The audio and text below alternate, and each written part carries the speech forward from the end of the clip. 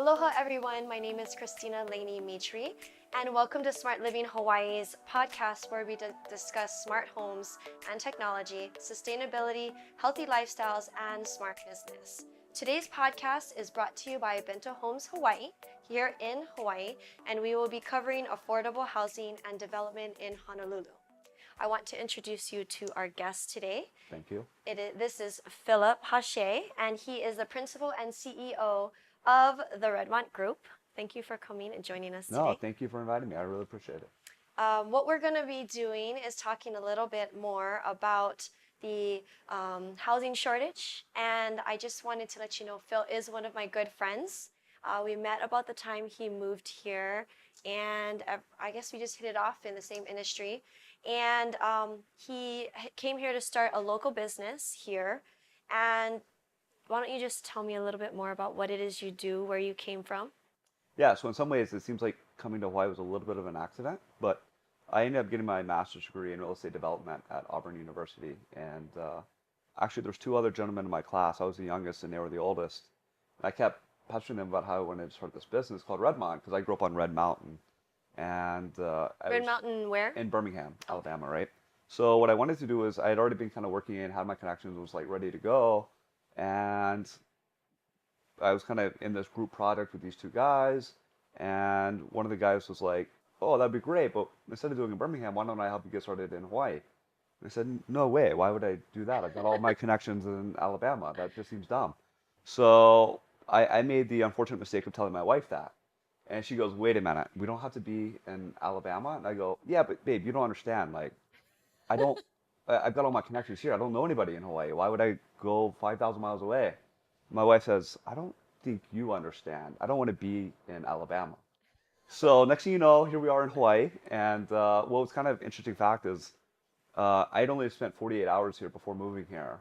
And when And was this that this you was ended up moving? this was in January 2012. 2012. And then my wife, the first day she got here was the day she moved here.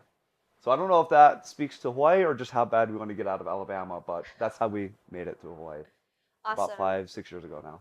Okay, and tell us a little bit more about Redmont Group. So Redmont Group was kind of started and kind of born out of this master's program again, where we wanted to build kind of a vertically integrated real estate company where we could actually work with owners, real estate owners, all the way through the process, from the valuation on the front side through design, all the way into construction, all the way into property management. Because as a developer, that's kind of what you do. You kind of work with all these different agencies all the way around through the process. And here in Hawaii, we have a very much of an owner-user market. So we actually work with those owner users as kind of their in-house developer to kind of help take them through all the way through the process.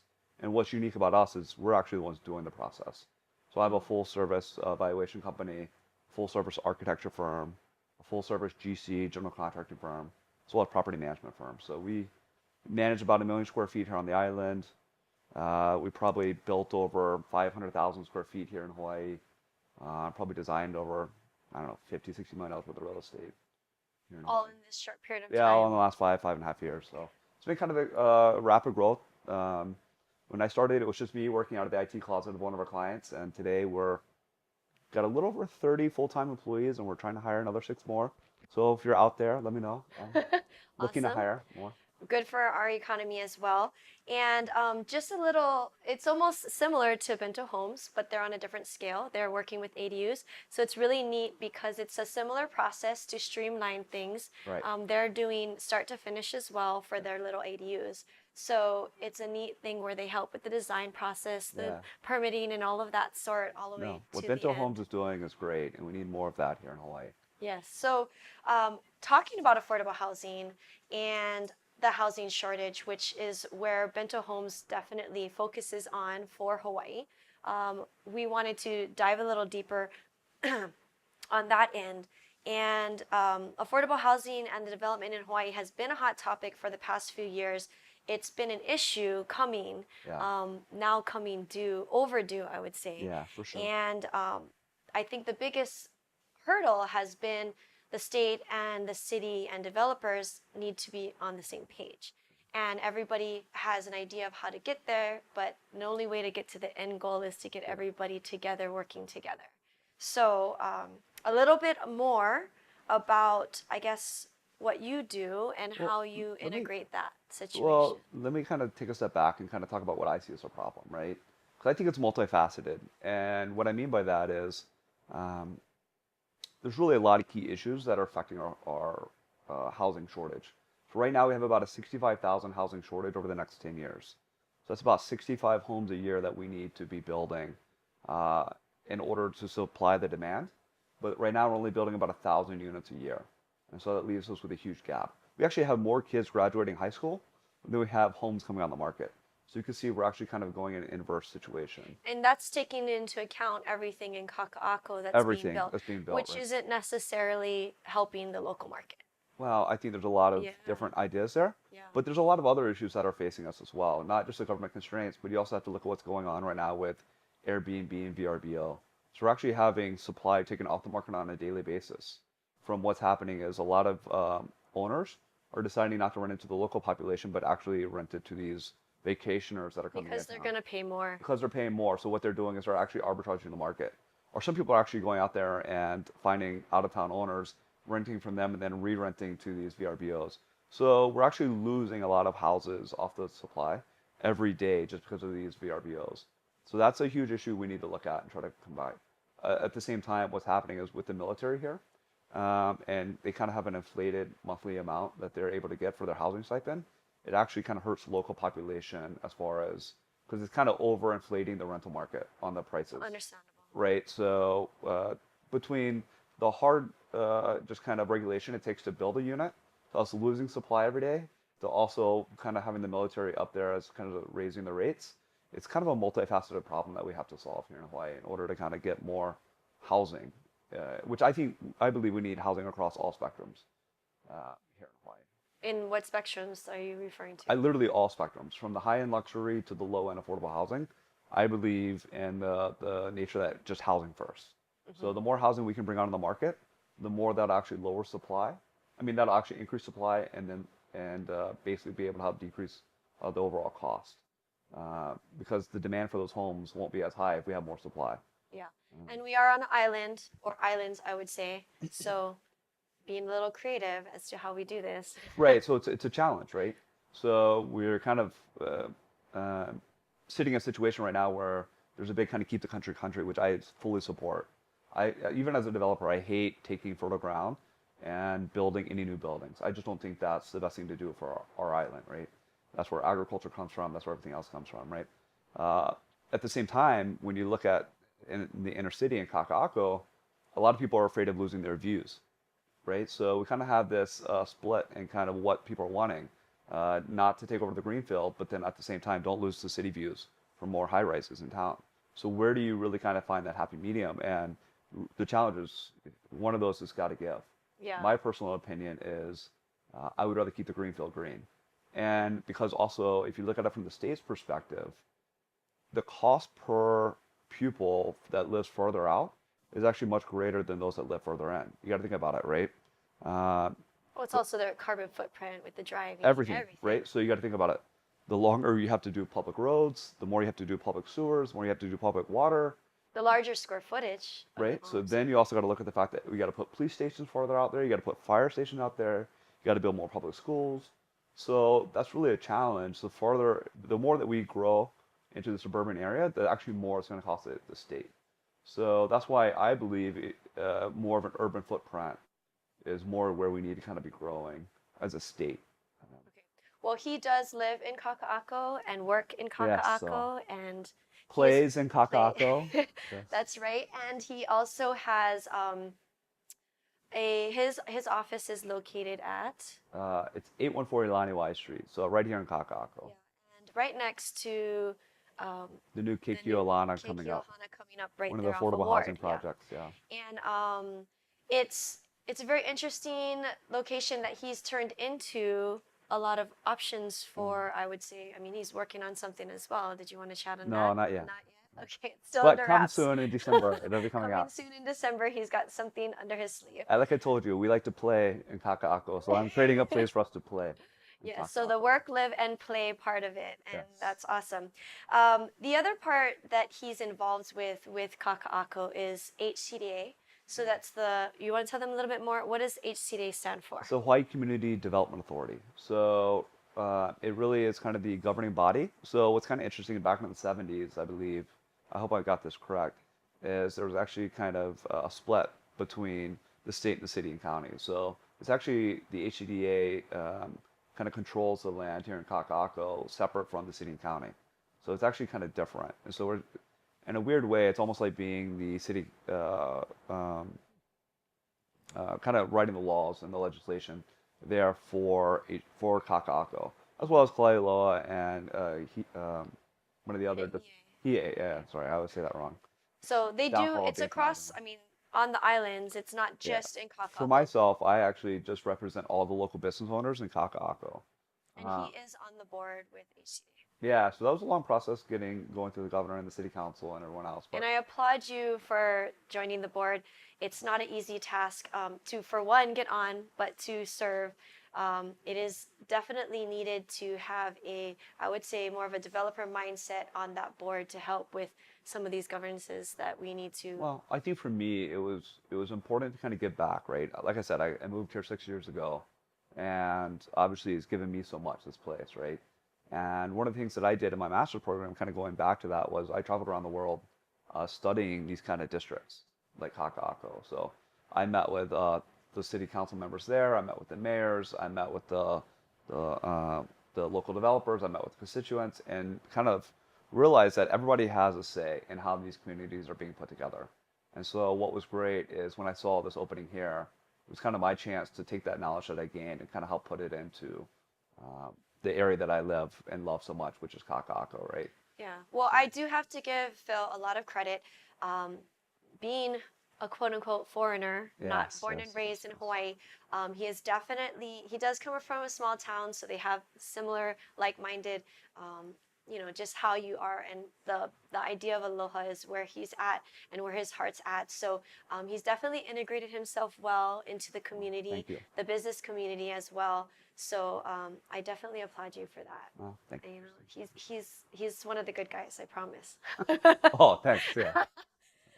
So, in regards to the HCDA, maybe if you can talk a little bit more about um, what I like to discuss too, which has been a big thing because there's all these projects coming up. A lot of these buildings that are coming up, uh, they are developers that are allowed to build in Kaka'ako, but they do have Yeah. restrictions. So tell us a little bit. So with affordable housing, for those of you who don't know, capital A, capital H, as in affordable housing governed by the state and what it's classified as, Yeah. it would be a person who lives here in Hawaii that has between, I would say, 80 to 140% AMI. And what that means is the area median income. So not to dive a little deeper, we could definitely take this podcast into a whole nother realm if we were wanting to, or perhaps we'll do another one later. But this ranges for someone who makes a single person making between 65,000 to about 94,000 for a single person here in Hawaii. And I know that doesn't sound like someone who is, it's not a low income housing bracket. This is an affordable housing bracket. So um, there are some restrictions. So when a developer is developing a big tower, can you give them a little bit more of what HCDA requires of them to do? So in every one of the projects, 20% of the overall project has to be affordable housing. So if they're going to build 100 units, 20 of those units has to be affordable. And is that kind of where you're going? Yeah. So that's a big thing. Is at least 20% of their units has to be affordable. Yeah, so for these affordable housings, I was on a project as well, the Block 803, a little while ago, and we worked with HCDA as well, Yeah. and then we also worked with HHFDC, which is another state Yeah. agency The Hawaii. that does something very similar. But it's been around for a long time, and it does cover the whole state. Now, HCDA is just for Kaka'ako, so when we worked with them, what you do have to do is it is a process. You have Right. applications that you have to fill out, and everything has to be notarized and gone through the system, and HCDA approves. Okay, so with the HEDA, we actually kind of write the laws and govern the regulations, right? Yes. For what's going on here, just like the city council would for the city and county of Honolulu, right? So what we also have are some kind of our own land parcels. So what you've seen with some of like the projects that have gone on here, we've actually sent out RFPs to local developers to build affordable housing. And what we'll do is we'll actually kind of help donate the land to the developers to be able to allow them to do more affordable housing. And what we're wanting them to do there is kind of bring that, provide either, right now what we're really working on is rentals, to be able to provide rentals for that kind of 80 to 100% area median income and below. Yeah. So what we try to do as the HCDA is help subsidize that developer to be able to pencil a project to provide more units for affordable rentals here in Hawaii. Yeah. Right? So, And that's just one of yeah, the things we're doing. a Right? lot of what you've seen and what's always in the papers is usually a purchase. So, Right. you know, like for example, Ali is a very good example because that just closed. They sold out their 150 units right away. They had about 600 applicants, and only 150 of them were lucky enough to get a lottery number to secure these units. So those sold really quick, and they ranged, around 3 to 400 something thousand. Now, this, of course, is a very small unit that you're purchasing at that price point. So, moving forward, after if you're not somebody that wants something small in that capacity or even that price range, Right. monthly payments for something like this, then the next option would be rental. Right. So, I mean, he's going to dive in a little bit more on Yeah, the so I rentals. mean, but even if you look at the rentals, Halikuila Place that was done by Stanford Car was a rental project. Mm-hmm. That was a joint partnership between the HCDA and Stanford Car. So Yeah. I think that's a great example of some of the things we can do, right? But I think one of the things we're looking at now is HCDA only has so much land left. So there's not a lot How of, much land do we have? Do you know? not that many parcels that are large enough at this point to do more bigger towers. So we're actually looking at how do we get more land and put those things together. But we're also looking at other issues, right? We're also looking at, we have a lot of kind of, if you look at the Sheridan track, which one of the areas we look at, there's a lot of like 3-story walk-ups, right? So one of the things that we're seeing there is that a lot of the owners that have those units, some of the people that are renting those are not necessarily upkeeping the units very well. And so when they leave, a lot of these units are becoming unrentable at that point. And it's a challenge for these owners to be able to get financing, to be able to pay, to bring those units back up into livable Or then standards. the whole building itself, like the plumbing needs to be All done those and things, all right? of these things. So one of the things I'm working on right now is writing a law that would allow for kind of a rehab microloan. So what I'm looking at doing is trying to allow these owners to get these kind of 12-month, very low interest microloans where they can go in there and actually fix up their units and be able to get those back online. Because the estimate that I heard was we have about 14,000 of these units. 14,000. Well, 14,000 units in these kind of 3-story walk-ups, anywhere between 10 and 40 units, just within central Honolulu area. Honolulu, right? And of those, roughly about 10% of those are just vacant because they're unleasable, right? And they're unlivable. So you got to figure that's about 140 or about 1,400 units. And that's a lot of units, right? And what we're looking at is about, on average, about 7,500 to 10,000 per unit to get them back online. So what we're looking at doing is actually trying to help create a microloan program to help fix these units up, to help get them online, because these are inherently affordable to get more people into these units. Again, that's a way that we can get these units back online much faster versus when we build a high rise, you're talking 5, 6 years to get these Right. online versus microloan Close, program, we can get them online in 6 months. So it's kind of just some of the things we're doing. Okay, so you would be working directly with the owners, Correct. and then that would Or be service providers. I'm trying to figure out if there's a way we can run them with service providers. I'm kind of looking at the model where we did for the energy credits, for the kind of when they did the lighting for any buildings under 5,000 like the square feet, retrofitting your whole place lighting. with lighting. So I'm kind of looking at that kind of model for this kind of rehab. So it'll kind of jumpstart people Correct. doing something with their units Yeah. and spiffing them up. Okay, and also, what exactly are you doing on your end for your company in the next couple years? Okay, so one of the things for me personally, right, we kind of have this company going, Redmont, where we work with a lot of other owners going all the way through the process. And we just have our own little projects on the side, but kind of having gone through this with HCDA, it's definitely, I have a heart for this affordable housing. And I see the challenges that a lot of these developers have and the fact that they have to get their acquisition fees, right? They have to get their asset management fees. In addition, they have to go hire an outside architect who has their own overhead and their own construction group, which has their own overhead, and their property management group, which has their own overhead. So if you see these fees and these overheads start adding up, which puts a lot of undue burden on these affordable Let housing alone projects. how expensive is that land is here in Hawaii. Correct, right? So I really believe that the way Redmont is set up is that we can actually, because we only have one overhead for all these different services, as well as being the developer, same overhead, I can do it much more economically than a lot of the other developers in town. So we're actually putting together a program right now to take over, to basically acquire some land parcels in Central Kaka'ako and do our own affordable housing projects. Um, For the state, for this, or just no, for just the for public? us. For So the public. a lot of the developers, what they're having to do is they're having to use what you were talking about, the HHS, FTC, which is like low income housing tax credits, right? Which they get these tax credits, they sell them off, and that becomes part of their equity. Kind of in these our light tax and all these other To programs, offset their cost, right? Yeah. offset their costs. I'm actually trying to figure out a way to do it to where we don't take those funds away, to where we can do it on our own in just a very private side. But that way, because even on the light tech, that's not unlimited funds. They there's only a cap on how much they can lend out every year. So I don't want to take that away from other developers doing great projects. So we can, I think, with the way we can do it in a much better fashion. I don't know if that answers your question, but we're actually putting together a program to do these affordable housing projects. And they'll be on more of a smaller scale. We're looking at about 5 to 10,000 square foot lots. So right now, a lot of the developers are taking these 20,000 square foot lots and they're building these large towers. I believe that we should be taking these 5 to 10,000 square foot lots, building medium density, say 4 to 6 stories, and doing a bunch of them all the way across. So that way we're Is not, there not a again, bill coming out on that? so there's a bill of affordable, so there's Bill 58 and 59 that came out through the City Council last year, which were really for the for sale units. So 58, which kind of told you all the things you can do, and Bill 59 were all the great things you get if you do affordable housing, like property tax incentives, all these other things, right?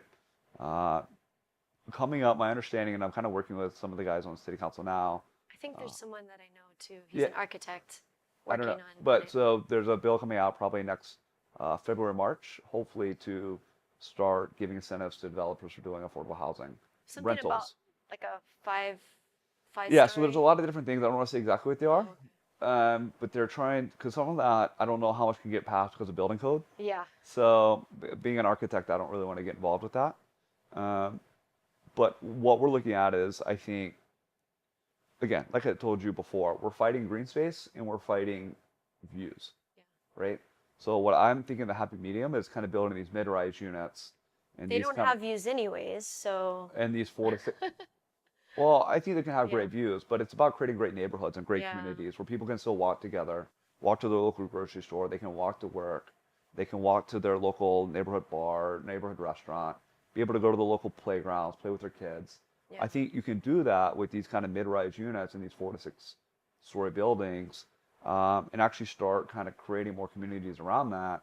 Because if you look at just in the Central Kaka'ako and the Sheridan Tract, if we could look at um, right now you have a height limit of 45 feet, but if we could go up to say 65 feet or 75 feet, not 400 feet like these towers, then what's happening is you're able to get say 5 stories. You'll probably get 10 to 20 units on that lot. So that right now Hmm. you're stuck with only one, right? So we can add thousands of homes just in that one district Hmm. by going with this mid-rise unit. And the reality is those projects take 36 months to do versus 5 to 7 years to build a large tower. Yeah. Okay. So, Well, and that's just in the ship truck, which if you can tell people so the what. Sheridan Track is between Pico and Pensacola, between Beretania and Ala Moana. Okay. So kind of right I by mean, Beretania and Walmart Kapiolani, sorry. area off of Kamimuku behind it. Not quite that far out. Oh, okay. It's you know where Moana Pacific is? Yeah, Moana Pacific. Go from Moana Pacific all the way back to Beretania Street. Okay. So the two Yeah. oval towers right there. But it's there. It's Moilele, it's Makiki. It's going out into Kalihi. There's a lot Yeah. of great parcels where we can help redevelop that would be better for the overall community, right? Yeah. And then make them a little bit higher, right? Add more. I think it'll be a good one Yeah. if you can get that. Thanks, Phil. Let's see how that goes. Um, Well, at least it'll be my money at risk, right? So that's good. well, and I appreciate that. I think that makes you, stand out a little bit more. I think with we're younger generation, we're looking for the future of Hawaii. It's not an outside developer coming in trying to make some money and then leave. No, no, no. I have You nowhere to are go. here, and you're local, and you My wife just still says, please don't take me back to Alabama. So yeah. And trust me, I'm not going anywhere. they just had a baby, by the Yes, way. thank you. And Brooklyn. congratulations on Brooklyn with two N's. Yes. So they are definitely here for good, and I hope so because they're some of my really good friends. Yeah. And also to that extent, um, you are a part also of the Affordable Housing Rental Task Force. Yeah, so that was kind of going back, and that's on the HCDA. Oh, okay. So we have what's called permitted interaction groups because of the sunshine laws here in Hawaii. So on certain different tasks that we're really working on, we try to get in these small groups, and we'll interview a lot of the other developers in town, a lot of the other lenders, a lot of the other groups that are wanting to kind of build these affordable housing rentals and kind of learning what are the issues they're facing, right? So a lot of my knowledge that I've gained is through those kind of groups and hearing from the constituents, hearing from those that are having the challenges, hearing from the lenders, and kind of trying to take everybody's viewpoints and kind of meld it all together into what I know and to help kind of grow the overall system. So I'm on that one, and then I'm working to try to create one for parking in Kakako because right now Right? parking is such a big issue. So Especially with a lot of these walk-ups, they don't have enough correct. parking So what stalls. I'm looking at is the fact that in order for us to get more affordable housing, we need to solve the parking issue. Yes. Now, we all know that parking and driving is going to hopefully over time become uh, kind of an olden thing, right? Where people don't need cars. However, that's not the reality today. We're probably still 10, 15 years away from that. So, how do we still build the community for the future without kind of losing what we need for today? And so that's what we're kind of looking at the parking issues. Would that be part of HCDA or that's a completely separate That's a thing? HCDA issue. So with the parcels that you do have left, are they sizable for that So or? it's not just about the parcels we have left, but again, remember we control the law, so we actually can do all the infrastructure development. So what about all of those? So I know where your office is located, but a lot of those, I guess I don't know if it's still So right now in there's a private street owner that claims they own all those streets. right? So how So does that work and what's going on with that? I don't even know, actually. I yeah, know. so there's a lot of things going on with that at this point. There's a small parcel I think that's currently in court right now between the city and county and the developer. So I think a lot of people are waiting to see what happens there. So for those of you who don't know, there are a lot of cross streets in Kaka'ako that are actually more considered like private Yeah, roads. but I think in Is addition to that just right? having private streets, there's a lot of other issues that we have in Kaka'ako, right? Central Kaka'ako, because if you come down there after it rains, you see a lot of flooding that happens, Hmm. right? So there's a lot of issues that needs to be happen from an infrastructure development standpoint in Kaka'ako to help fulfill this growth for these affordable housing and for sale units, such as stormwater runoff, right? Complete streets, kind of making sure we have enough park space for everybody for their, like I said earlier, to take your kids out to do things. Making sure that we have underground utilities because we still have above ground Or even utilities. like Making sure we sidewalks. have Yeah. sidewalks everywhere. That's kind of part of that complete streets. Hmm. But making sure all the bicycle lanes are in there, all the sewer lines are going because right now our sewer lines aren't large enough to handle the capacity that we have, right? So what are they doing about that? So we're working with the individual developers on everyone that's coming up to help increase that capacity line, right? So that's really kind of where we're at this current moment, right? Oh, okay. And so with these private streets, it makes it a little more challenging to accomplish that. So So one of the things with HCDA is we do have the ability to hold on, yeah. sorry. We're going to take a quick break and we will be right back. Welcome back, and I just wanted to chime into what we were talking about. So we were on the topic of the streets and the private streets. Okay, so there's a lot of issues with the private streets. So I believe there's about 7 streets within Kaka'ako that are currently privately owned, or at least being privately owned. Trust me, I know the situation all too well. I rent about 20 of the stalls a month for my employees, right? So I get it, right? But I think one of the things we have to look at is we need more public parking garages, right? Yeah. We need to be able to help give people the option to park in a garage. Because right now, if you look at it, for even for guys like myself who have all these employees and nowhere to park.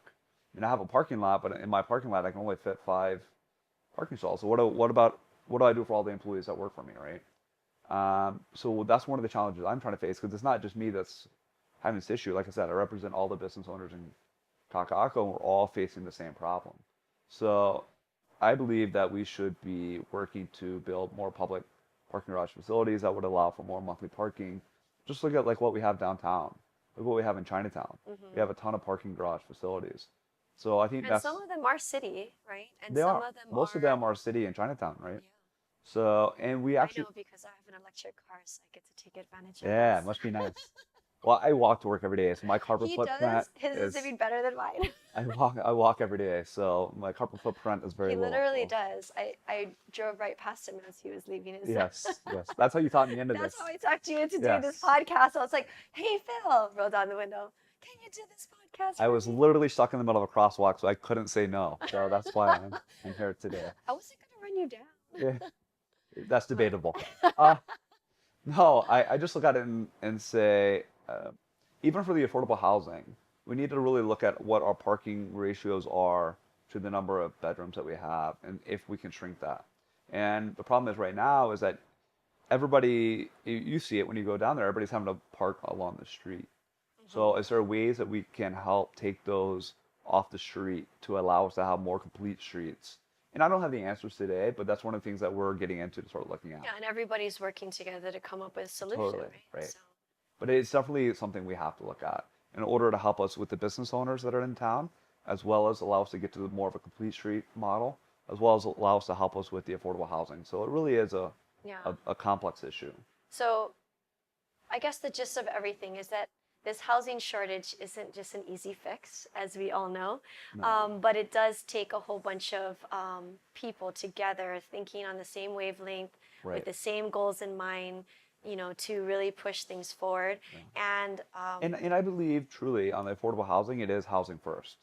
Because what happens is we manage, I don't know, a couple hundred units, right? And a lot of them are on the low income spectrum. We have a lot of high income earners living in these low income housing units just because there's nowhere else for them to live. So even if I believe that even if we can build higher end units, it'll elevate those that are high income earners living in these low income housing out of that into something that they maybe a little nicer that they can afford, and it will open up these low income housing units mhm, for others to be able to move into. yeah, So it really, I know everybody wants to just build only affordable housing, but it really is a complex issue where we need more housing across all spectrums, not just specifically for the affordable. Again, we're looking at going after the affordable, but I'm just saying, I think as it relates to everyone, we should all realize that we need it across all spectrums. From mhm, the really high end to the really low end, we need more housing, yeah, period. period. We're about 5,500 homes a year short. That's a lot That's a of lot. homes, right? Yeah. You figure in order for us to even hit our demand, we'd have to 5 times our current output. Yeah, I And mean, everybody already thinks we're already how over many demand, right? homes is Coa Ridge supposed to be putting out? About 3,500, I Yeah, I think. believe something like that. And that's And that's like over a long period of time, which they haven't even started. correct. They've Yeah. been And that challenged project with a took lot of things, I and that know. project took 10 years to even get on the plans, right? I think we're on like the 20th year of when they Okay, started. 20th year. So So half my life they've been working on this. I'm eager to see them move forward with that one, and it's a great location. yeah, And they will have 30% affordable housing for yes, their project. yes, But we're talking 3,500 homes. If we're 5,500 short every year, and right. that's over a long period of time, that is minuscule. And It's a again, drop, a penny in the I bucket. think the challenge we're facing, if you think about it, just kind of very basic, and a lot of people want to say that's because of people moving in, and unfortunately, I apologize. I'm one of those people that moved in, but I hope I'm helping to solve the problem. Is we actually have more people graduating high school every year, right? Than we have homes becoming available. Yeah. So when we talk about trying to bring our kids home from the mainland, there's nowhere for them to move into. Well, they There's not could enough put housing. a bento homes unit on their property, So which is I think, definitely another well, and option that's a for great the option housing because shortage. the ADUs that got permitted a few years back, that hasn't quite taken off yet, is a huge help to helping solve this problem. That's why what Bento Homes here is doing is really amazing because let's face it, most kids don't want to move back into their parents' house, right? Yeah. But something like this would be fantastic. I actually I would have think if loved the parents this, are right? paying for it, they would want to move in. Actually, a lot of people are considering building one of these and then It's they huge. move into it and then maybe they rent out their home Yeah, because this is all brand new and they don't need yeah. the extra space. So, But that's what we're having a lot here in Hawaii is this multi-generational living, right? right. And that's because of this housing shortage, right? Hmm. And again, if we want to really kind of solve this brain drain on these smart kids that are coming out of college that we can't bring home, we've got to fix this housing issue. Yeah. Because if we can't fix this housing issue, how can they afford to come back home? Yeah, They can't, exactly. right? And we don't have enough of you coming in either Yeah, that are from other states. You know, a lot of people love to visit Hawaii, but not necessarily stay. It's more of right. a destination location. But for us in Hawaii, it is our home, and Well, we we're want getting to a lot of see it grow. retirees that are coming here, right? Not a lot of those that are coming to help put back into the system. No, no offense, but yeah, Yeah, it is a place they probably aspire to be, and they've made their goals to come right. here. But it would be nice to get to a place where Hawaii can, you know, maximize itself, be a little more self-sustaining, and Yeah. be growth. Well, that was a lot we just covered, and that's all we have for you today. Thanks for listening. Don't forget to subscribe to my podcast at www.smartlivinghi.com. And also follow me on Instagram. You can reach me at smart_living_Hawaii. And like us on Facebook. Mahalo, and until next time, live smart.